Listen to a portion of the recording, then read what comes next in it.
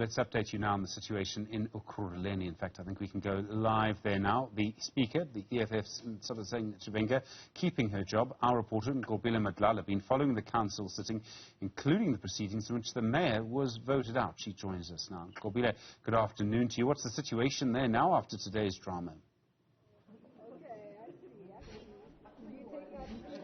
Well, Stephen, at this point, the mayor obviously didn't keep his job, losing to about 47 votes that voted him out. But at this point, we also saw the ANC deciding to abstain with some of the people that decided to vote also. But we know now that the speaker is the lucky one who was able to keep her job. But now I want to bring in former MMC at this point. Dunga, how do you feel about what happened in council today? Look, I think it would be a superficial approach to say that the Speaker has been lucky in retaining her position, because she's duly fit, and Council has proven to agree as well in majority that she's equal to the task. And, over and above being a resolute leader, she has proven herself over the months in ensuring that council business carries out, and it carries out to the best of its ability. Now, what happened today was the long-standing item of the motion of no confidence against the mayor, and in its finality it saw where a minority vote actually passing through council with about, I think, 47 votes in favor of it. What should be disheartening, particularly for the ANC, above everyone else, is that they had some of their own councillors who voted against their own party position, because the party position, as we understand, would have been that they must abstain from the motion. But from where we are standing is that a vote of abstinence is a vote nonetheless, and it's a vote for the motion in itself, because there should be no grey and blurred lines in terms of voting patterns. And I mean, one would think that at this point, because you are in a coalition, that you'd probably agree in one or two things. Why is it that we saw that there were some that agreed with you and some that did not agree with you? Look, we come from different political orientations, with different political parties, and obviously with the the collectiveness of what constituted the people's government was that there were no rigid coalition agreements that inform the establishment of a people's government.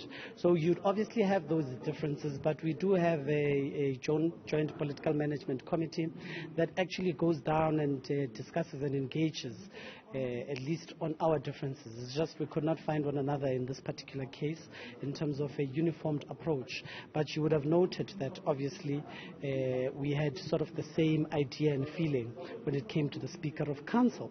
Now, the position of the ANC was always that they want to go back to the negotiation board with ourselves in terms of augmenting the executive, and I think that they probably use this opportunity of the motion of no confidence against the Speaker to try and push us for an engagement that we should not be feeling easy having a discussion with after this motion has been passed through. Do we know what's the way forward at this very point then going forward in terms of coalition with ANC? Yeah, look, the most uncomfortable part once again is that we should acknowledge that there is now instability in terms of leadership, because once you have changed about 2 or 3 times the composition of political leadership, it signals instability. The government performance index of 2024 report that just recently came out spoke of the city of Ekurhuleni being able to uphold leadership, and therefore they were scored extremely high. We are going to see obviously a scoring much more lower in the next couple of years as a result of what has happened here. The EFF remains committed to ensuring that there is a government that is stable, a government that ensures that there is service delivery orientation, particularly to the large masses of the people of Ekurhuleni. So we are obviously going to ensure that there is a government that is formed. As to whether it is a government that would include the EFF based on the engagement, we'll obviously have to see how those engagements unfold. But it is unfortunate that we find ourselves where we are no longer constituting a government, and the very same people that who were part of ensuring that we collapse this particular government. We must now go back to and have an engagement of a re-establishment of government. There's something dismally wrong with that. Thank you very much for speaking to us. As of course, EFF just explaining their position at this point. And I want to bring in some of the Ekurhuleni leadership to speak to us about these issues. And you will remember that this coalition was, of course, between ANC as well as EFF, and this include the Super 7. And also, I want to speak to Dr. Xhakaza to speak to us about these issues. Dr. Xhakaza, today we saw a coalition falling apart. Why? Well, we can't say it's falling apart. What is important is that government in Ekurhuleni continues. That we still have the councillors that must oversee service delivery, and importantly is that the administration, they understand what needs to be done. Of course, there would have been certain wishes that as the ANC were calling for, as you would know. But of course, our amendment, in terms of the motion, was frustrated or brushed aside, and hence we had to abstain, in the voting process. But we believe in the next few days we'll have an opportunity to, take forward, the city, and ensure that the voice of the electorate in Ekurhuleni, in terms of the representation of seat, is actually find expression going forward. All right. Will we see again any other coalition taking place here in Ekurhuleni between you and the EFF? Well, I must say that because nobody has got an outright majority. We are 86, of course. We are the leading party. We are the leading voice. There has to be engagements across all the parties, and we will, take a cue from our, higher structures in terms of how do we move.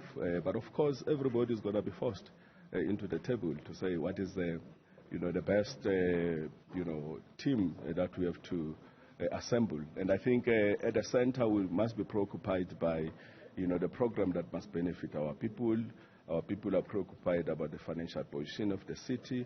They want us to turn it around. Our people are preoccupied about the governance issues, how we're performing in terms of audit. You've seen just recently with, there was a regress from the clean audit to unqualified audit opinion.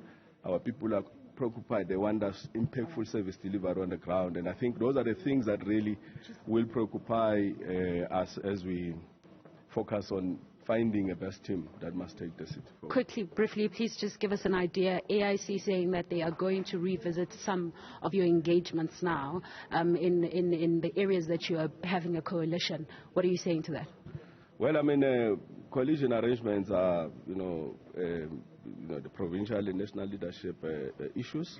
But what is important is that whatever team that we assemble, our people, they expect the best team that must take the city forward. And I think if you look at the framework on the national framework on coalition, it calls for exactly that. It says there must be a common program, there must have been a strategic planning, and I think one of the notable failures was that we've never been in 12 months, we've never developed, for instance, a strat plan. I mean, where we develop a common program, and I think that has been some of the mishaps and some of the areas that we've been calling for improvement on. We've been calling for leadership, and we think, in the next few days, the conversation must actually take us to achieve that. Yeah. All right. Thank you very much for speaking to us. Of course, Dr. Xhakaza just speaking to us about what's the position of the ANC is going forward. We had already heard from the AIC saying that they're going to revisit now everything that they have put forward when it comes to some of these coalitions with the ANC. So we are going to watch that going further. We understand that it should be now a time for them to look for the next mayor, which is supposed to be in about 7 days.